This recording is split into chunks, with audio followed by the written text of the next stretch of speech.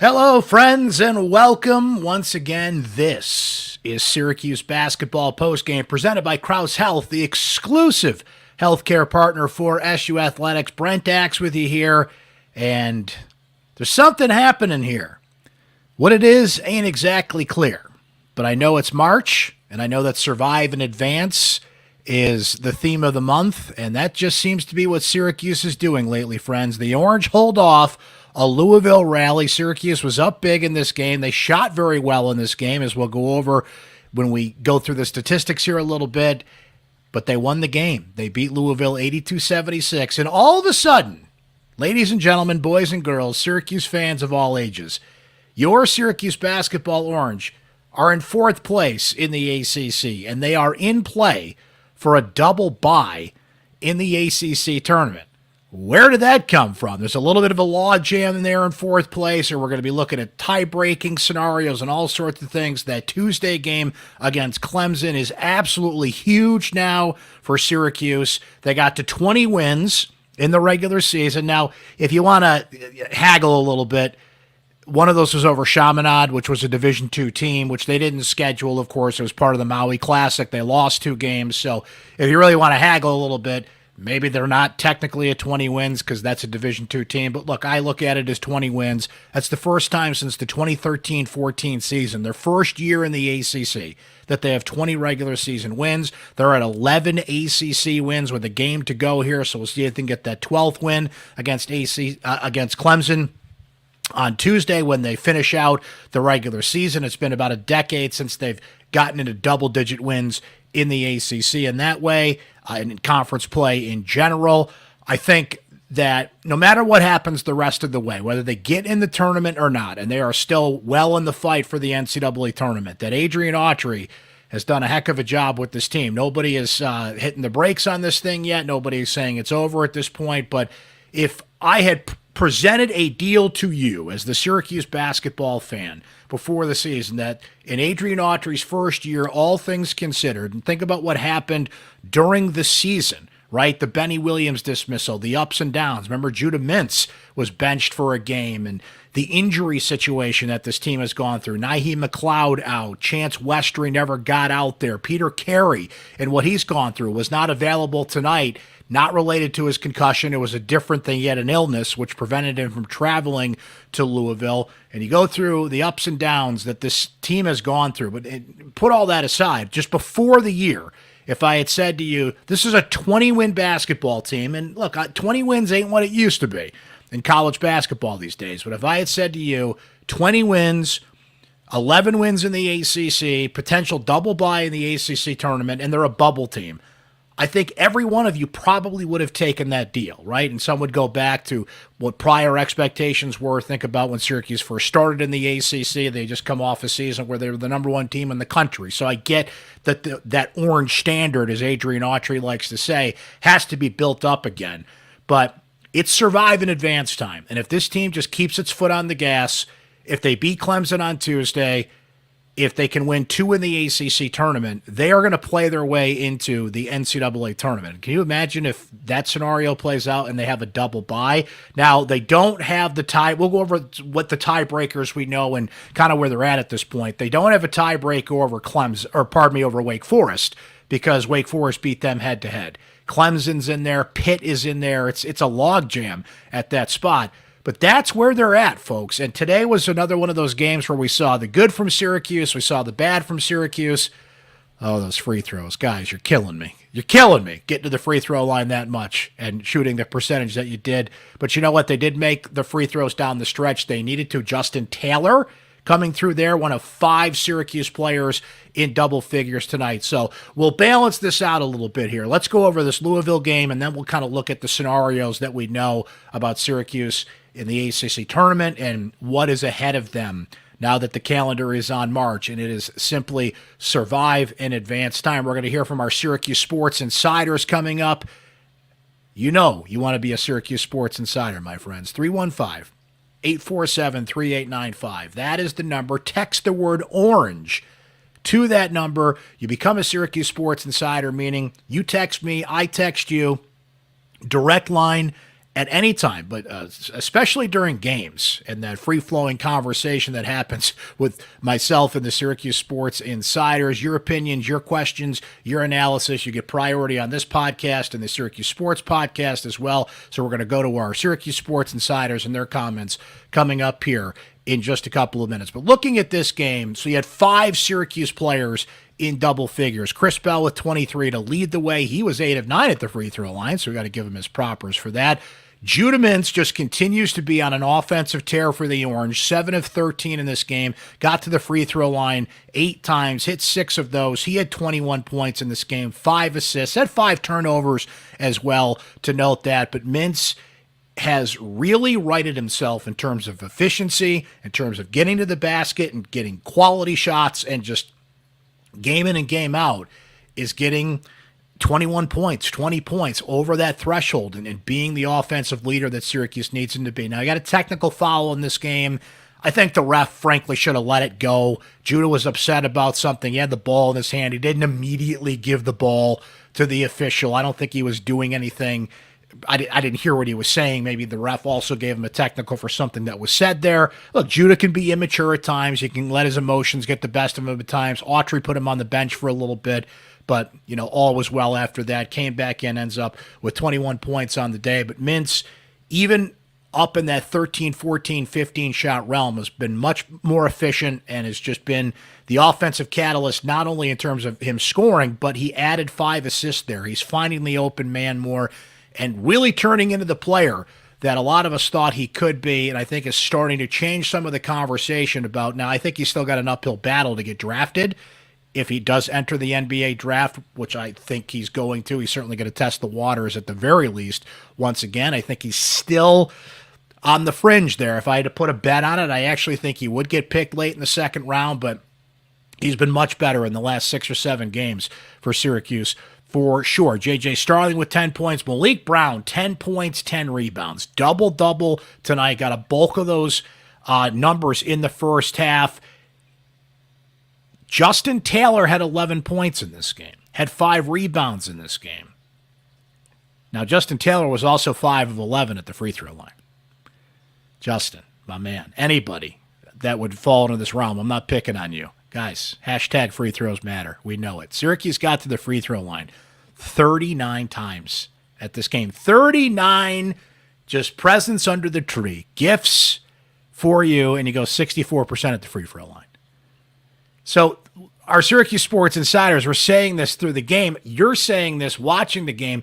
Can they just blow somebody out? Can they just put somebody away? Part of the reason Syracuse's net ranking is bad is they don't blow anybody out. Even some of the non-conference teams that they played, they say margin of victory doesn't matter, but it's factored into offensive and defensive efficiency and some metrics in the net ranking. When people say, why is Syracuse's net ranking that bad? That's why, because they just don't have enough blowouts over the teams you're supposed to blow out, like Louisville, right? I mean, it's the ACC, and we can go through every cliche in the world about conference games, but this is a bad team at the bottom of the league, and Syracuse had a sizable lead on them. You make your free throws, and your margin of victory is bigger. So, you want to nitpick something there. I mean, 64% from the free throw line.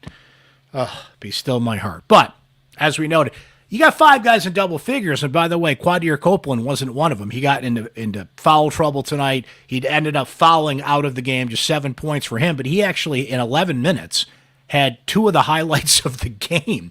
He had the dunk where he went down and his shoe came off. Shoeless Quadir Copeland runs up the floor with his shoe in his hand, and he commits a foul with only one shoe on, which was kind of fun to watch. And he also had a really fun kind of 360 twisting shot as well. But as we mentioned, got into foul trouble and didn't play much. Kyle Cuff only played 3 minutes in this game. Pretty much zeros across the board for him. So it was Brown, it was Starling, it was Mintz, it was Bell, and it was Taylor. And I'll tell you what, Bell was on it offensively again. Syracuse only took 8 threes in this game because Louisville was just letting them have. Now, it's interesting because Louisville beat Syracuse 44-32 in terms of points in the paint, but Syracuse just had a path to the basket. There was a play at the end of the first half that really speaks to just how poor Louisville's defense was, particularly in the paint, in the interior. They set up an inbounds play. Judah Mintz just goes right down Broadway and scores. Judah Mintz, JJ, Malik, you name it, even Justin Taylor at times just had an open lane. Now, Syracuse is great at getting out in transition. Louisville at 13 turnovers. Syracuse got, let's see.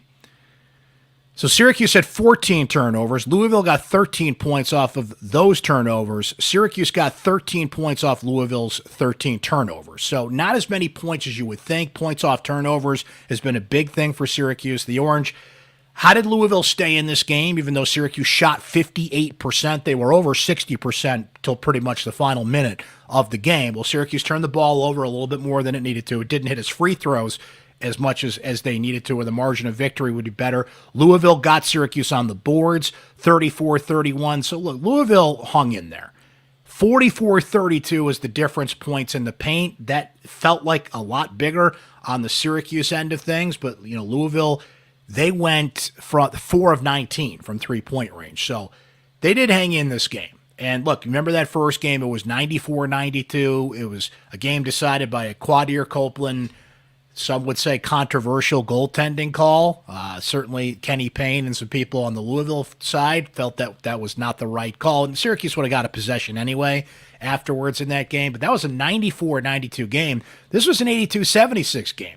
So as well as Syracuse shot, they were over 60%. There was points in this game. They were at 70%.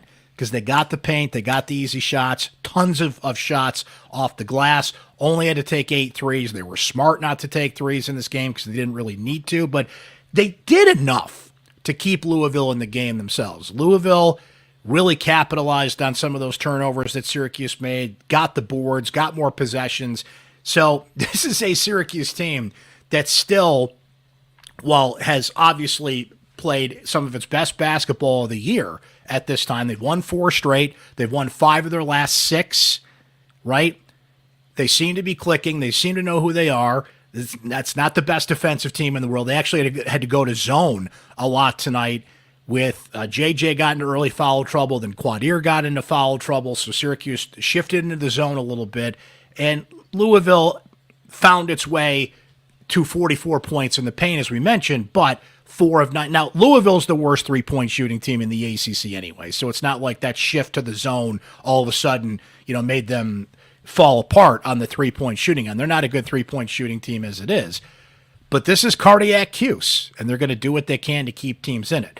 Yet, they just feel like they're playing their best basketball of the year. And in a league where there is a logjam where Syracuse stands, you just have to invoke the great advice of Syracuse alum Al Davis. Just win. Survive in advance. Just keep winning. That Clemson game is huge on Tuesday night, not to mention, already the rematch with Joe Girard after he dropped 18 when he came back to the Dome.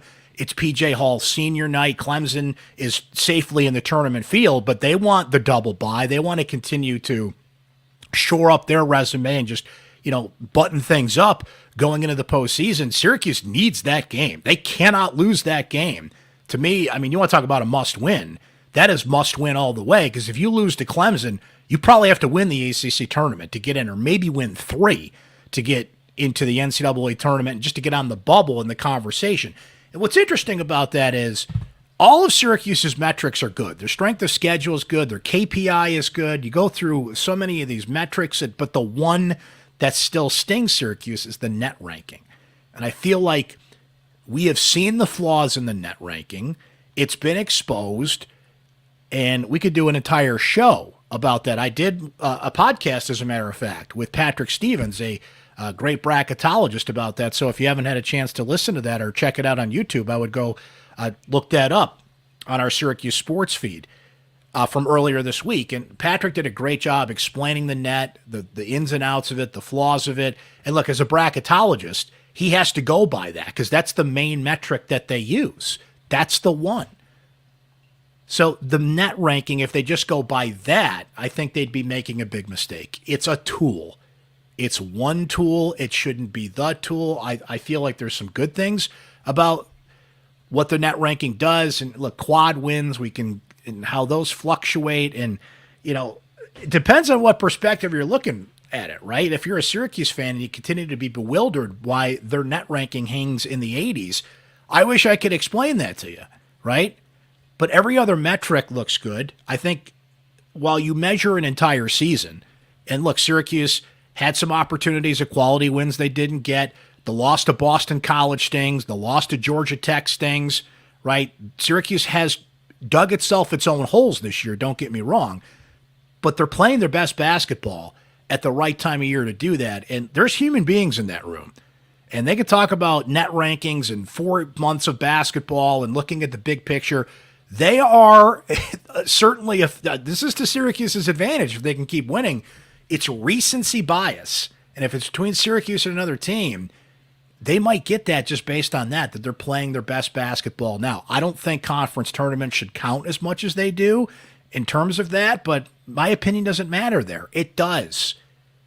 How you're playing at the best time of the year to be playing your best basketball, and it appears that Syracuse is, that could matter hugely for this team. At the very least, that Selection Sunday turns into a nervous day, right? You want tension on Selection Sunday. Short of winning the ACC tournament, I think we're going to be nervous Nellies here, seeing what Syracuse does and what their path is going to be to March. If they lose to Clemson on Tuesday, it changes the conversation. Now you got to go really deep into the ACC tournament just to have a shot. But they do have a shot, and it's not a Lloyd Christmas. You're telling me there's a chance. There's like a real chance here for this team. So let's look at the scenario here. So you have Syracuse as it stands now, because they're 11-8. They're in 4th place in the ACC. Carolina's 15-3. Duke is 14-4. Virginia 12-7. There's Syracuse at 11-8. Now Clemson's 10-8. Pitt is 10-8. Wake is 10-8. Syracuse plays Clemson Tuesday, so we'll see what that series ends up being. Syracuse beat Pitt twice, so they've got the head-to-head there. Wake Forest beat Syracuse, so they own the head-to-head in that department. As it stands right now, now this will change because schedules have to play out here in the ACC over the next course of the week. Syracuse right now would be the 4 seed in the ACC tournament, a double bye. They'd play the 2:30 game on Thursday, March 14th. Carolina would be the 1 seed, Duke would be the 3, Virginia the 4, Virginia the 3, and Syracuse the 4 seed at this point. So pay attention, kids. There's going to be a quiz later. What are the tie-breaking scenarios here? So if it comes down to it and they have to go to the tiebreaker, this is how it works in the ACC tournament. And just give me a moment while I read it to you guys here. And you can look this up. It's on the ACC's website. But while we're on the conversation, seeding for the ACC Basketball Championship is determined by regular season conference standings, right? If there's a tie, here's the formula. The first thing is when 2 teams are tied in the standings, regular season head-to-head results are used in the tiebreaker, right? So Syracuse has a tiebreaker over Pitt. They need to beat Clemson for that to be a split, and Wake has the tiebreaker over Syracuse. The next scenario down, if the tied teams played each other twice in the regular season and split, which would be the case with Clemson if they beat Clemson on Tuesday, then each team's record against the team occupying the highest position in the final regular season standings, or in the case of a tie for first place, the next highest position in the regular season standings, and then continuing down through the standings until one team gains an advantage, right? And look, I could sit here and read this whole thing to you. There's a couple more scenarios. They go through the numbers here, but there is a tie-breaking procedure in place here. Syracuse would be best to just beat Clemson on Tuesday and then hang on for dear life and see what happens there. So they control their own fate in terms of keep winning, right? But you got to look at it this way too. Just give me 1 sec here, guys. I've got this scenario pulled up here. All right, so if you go by win percentage, Wake Forest split with Pittsburgh has a Syracuse win. That's a win percentage of 67%. Syracuse swept Pitt has a Wake Forest loss. That's 67%. Pitt split with Wake Forest, but was swept by Syracuse. So if it came down to Wake and Syracuse, the tiebreaker would go to Wake Forest based on head-to-head at this point, right? So if you're a Syracuse fan, you are certainly you are going to be scoreboard watching, seeing how things play out here down the stretch in the ACC. Let's see here. So if you're Syracuse, you beat Clemson. We're just doing this live as we go here because I think this is what's mostly on people's minds. We went through some of the things with the Louisville game. We're going to hear from our Syracuse Sports Insiders here shortly, but I think everybody's just kind of locked in now on what does it mean, what are the scenarios, what's going to happen not only Tuesday if Syracuse beats Clemson, but the rest of the week in the ACC Tournament. I'm not going to explain everything in this podcast. We'll certainly be writing about it and tracking it for you on syracuse.com, and I'll be tracking it for you for our Syracuse Sports Insiders and on social media as well, so stay tuned for that. But Syracuse beats Clemson Tuesday, and Wake loses to either Georgia Tech or Clemson, then Syracuse gets the double bye. Like, that's the scenario they're walking into here. So who would have thought that would be the case, even like 2 weeks ago, that this team would be in position for the double bye? But that's where they're at because they just keep winning. 4 in a row. Can they make it 5 in a row against Clemson on Tuesday? So I know we're kind of mixing up those scenarios and thinking about March and thinking about what's ahead of them and what we saw in this game, but this is a Syracuse team. Its strengths right now are its offense. This is yet another game in the 80s. This is a team that since the first Louisville game, with the exception, of course, being the Georgia Tech game where they just stunk out the place and only scored 60 points. But other than that, this team has been humming, scoring over 80 points, relying on its offense. Chris Bell, not only great offensively, he made a huge block in this game. His defense is coming around. Judah has consistently, in the past 5-6 games, been either Syracuse's top scorer or second leading scorer. If Justin Taylor is going to give you 11 points, and he went 5 and 11 at the free throw line, it could have been better than that, and 5 rebounds, you're going to take it. Malik has been as consistent as they come. You're facing Bradley Huntley Hatfield in this game, who had 19 and 12, I believe, in the first Louisville game. He ends up with 17 and 11 in this game, but I don't think you really felt that impact from him. With Peter Carey out, Moni Rahima didn't even play, right? So missing a potential big man, Malik Brown, 2 fouls. He had to stay out of foul trouble, and he did. It's going to be the same case on Tuesday against P.J. Hall, but Malik Brown has just done a phenomenal job of how many jobs does he have? He's got to score inside. He's got to rebound, double-double in this game tonight. But his most important job right now is to stay out of foul trouble. He had 2 fouls in this game, right? Now, Louisville didn't exactly put up a fight in the paint, as we mentioned, defensively. Clemson will. Clemson is a lot better.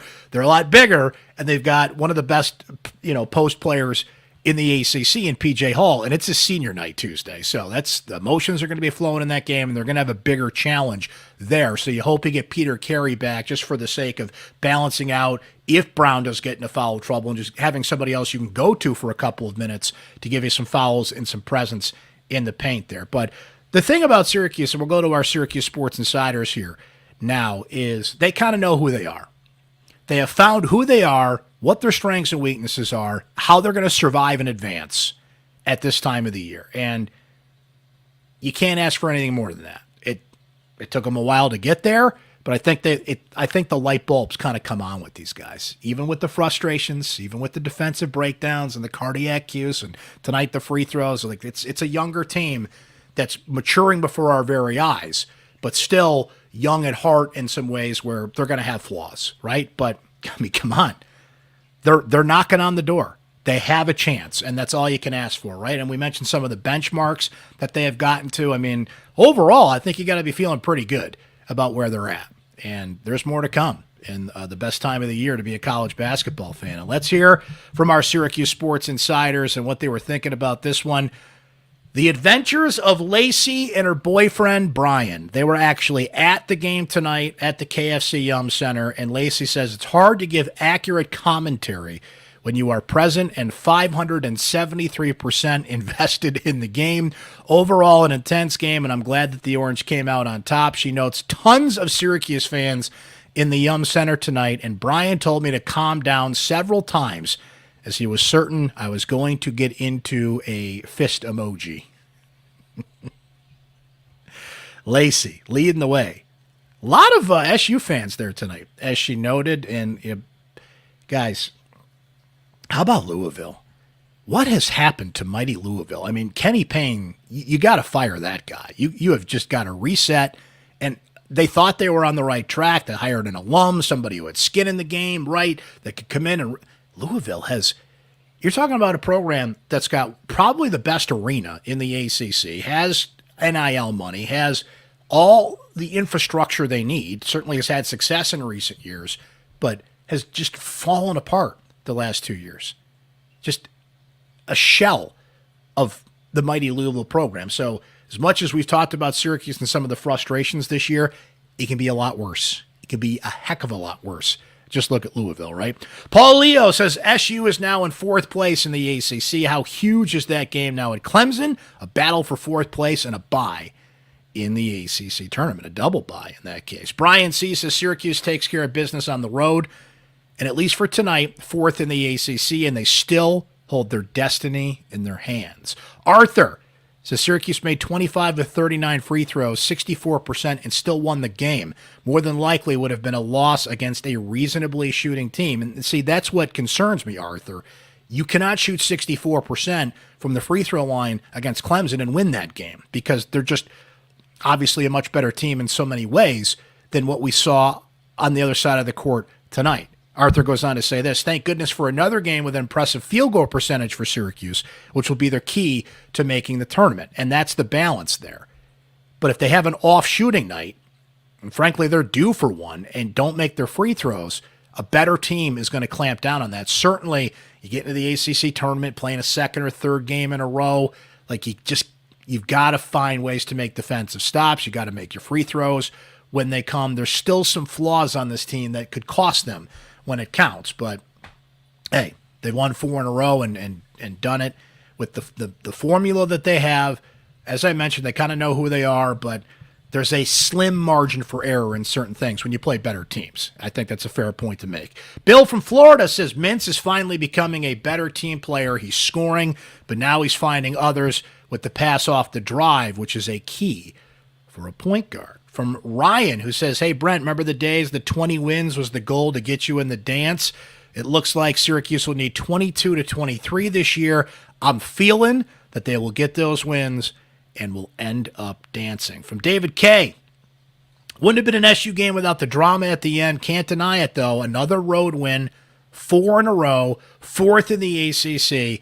Let's see if that blowout comes at Clemson on Tuesday. I mean, that'd be nice from a Syracuse perspective, but not likely given this team. They don't blow anybody out and everything that's on the line, and Clemson's a good team, and I think we know that that it's going to be another close one on our hands come Tuesday night. Scotty K noting not the prettiest win for Cardiac Hughes, but you have to give Justin Taylor a lot of credit. Most of us dogged him all season, but he made a great save out of bounds to J.J. Starling for a 3, a big block late in the game, and 4 huge free throws to ice the win. And by the way, he hit those free throws when he got to the free throw line late in the game. He was 1 for 5 before that. He finished 5 of 11, and 4 of those came down the stretch. So free throws always matter, as Uncle Brent likes to tell you, but the ones that really mattered are the ones that he did make down the stretch. Johnny P says, still alive.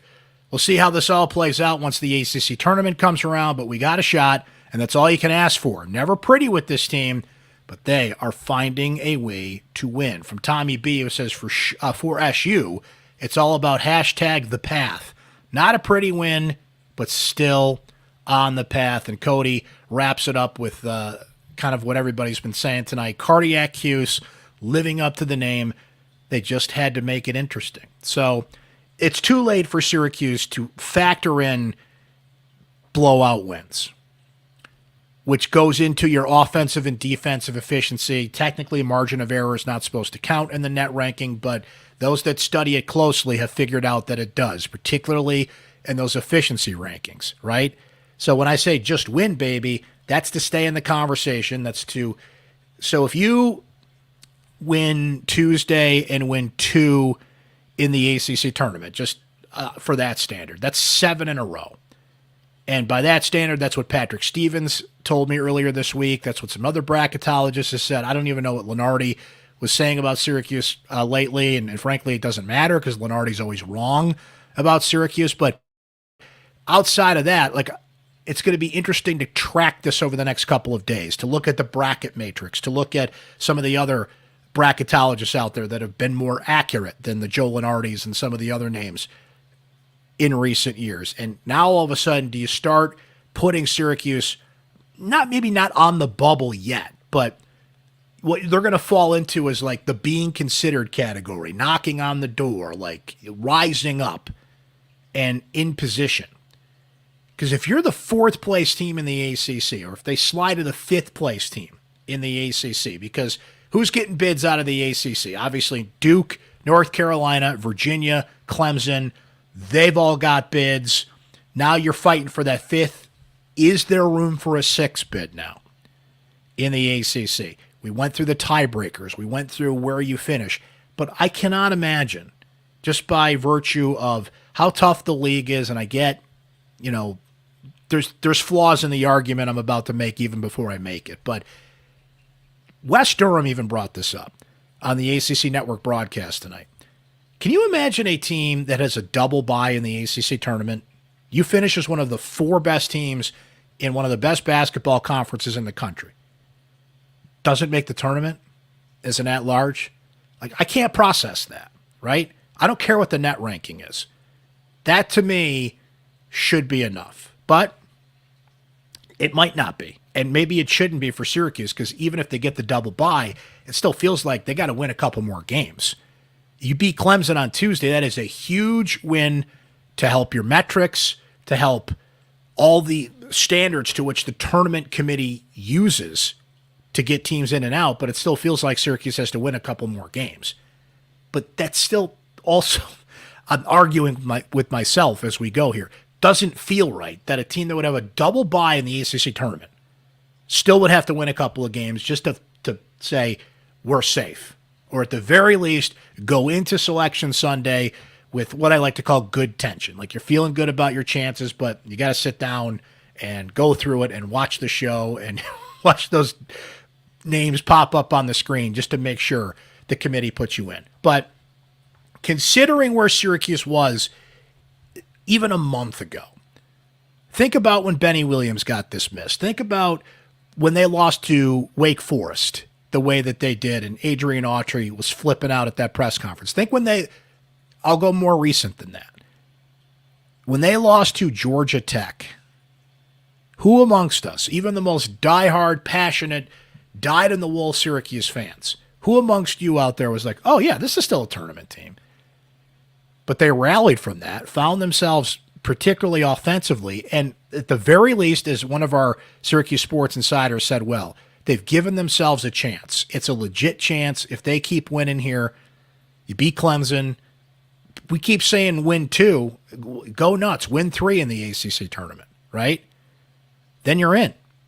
But if they lose Tuesday, now you've put yourself in a position where it's all or nothing in the ACC tournament. I don't think they have to win the ACC tournament necessarily, but now you're in a position, if you lose to Clemson Tuesday, you got to win 3.